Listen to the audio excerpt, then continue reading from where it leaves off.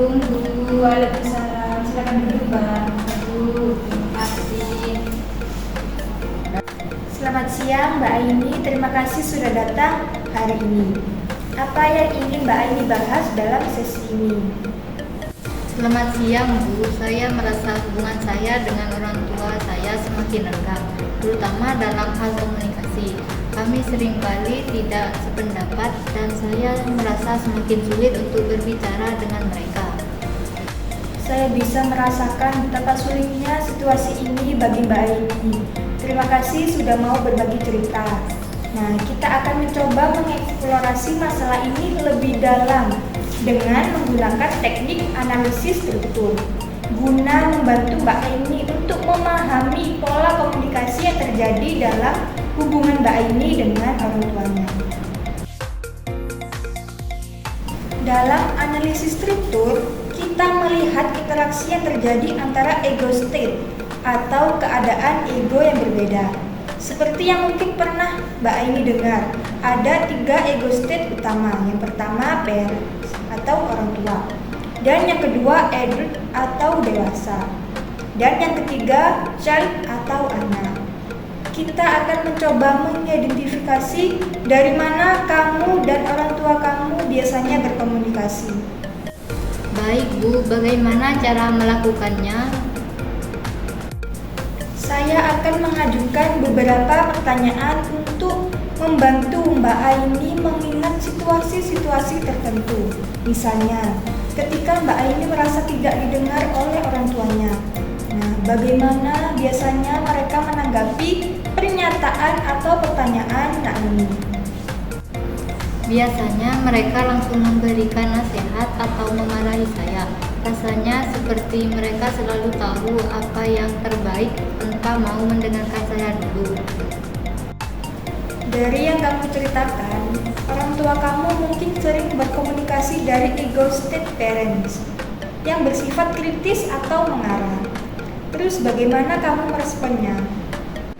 Saya sering merasa kesal dan biasanya langsung diam atau pergi. Kadang saya membalas dengan nada tinggi juga.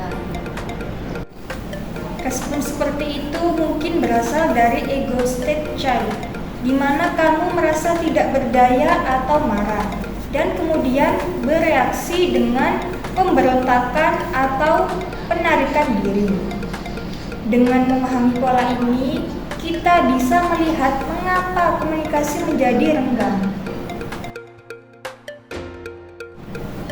Jadi, kita melihat bahwa orang tuamu mungkin sering berada dalam ego state parents, sedangkan kamu merespon dari ego state child.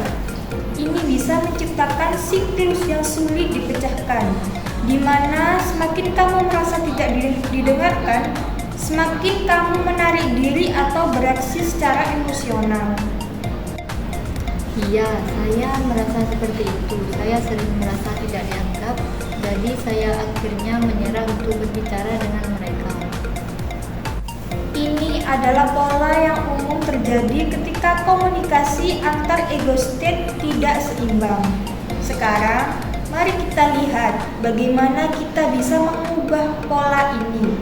Salah satu caranya adalah dengan mencoba berkomunikasi dari ego state adult, di mana kamu bisa berbicara dengan logis, tenang, dan fokus pada solusi. Untuk membantu memperbaiki berkomunikasi, kita bisa mencoba beberapa strategi. Pertama, saat kamu merasa emosi mulai memuncak, cobalah untuk mengenali dari ego state mana kamu merespon. Jika kamu merasa sedang bereaksi dari ego state child, coba untuk beralih ke ego state adult dengan menenangkan diri dan mengatur emosi. Bagaimana saya bisa melakukannya? Salah satu caranya adalah dengan mengambil nafas dalam-dalam dan menunda responmu selama beberapa detik untuk memikirkan apa yang ingin kamu sampaikan dengan tenang. Misalnya, jika orang tuamu memberikan kritik, kamu bisa merespon dengan cara, contohnya seperti, saya mendengarkan apa yang ibu atau bapak katakan, dan saya ingin mencoba memahami lebih lanjut lanjut. Tapi, bisakah kita bicarakan ini lebih tenang? Seperti itu. Saya akan coba itu. Mungkin bisa membantu agar pembicaraan tidak langsung memanas.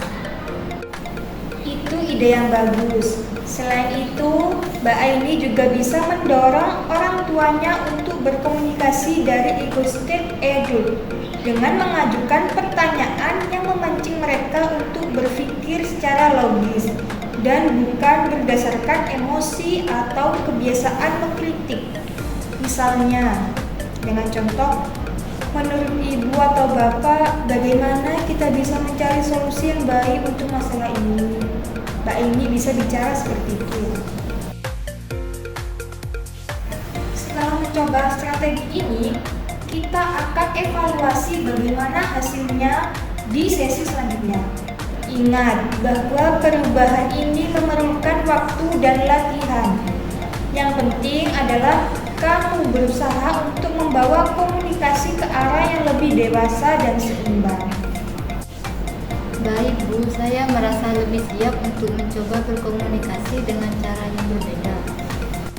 Saya merasa senang mendengarnya. Jika kamu merasa frustasi atau butuh dukungan lebih lanjut, kita bisa bicarakan itu di pertemuan berikutnya. Jangan ragu untuk menghubungi saya jika ada perkembangan yang ingin kamu diskusikan. Terima kasih banyak Bu, saya akan mencoba yang terbaik. Sama-sama Mbak Aini, saya yakin kamu bisa melakukannya. Sampai bertemu di sesi berikutnya ya. Iya Bu, sampai bertemu di lain waktu.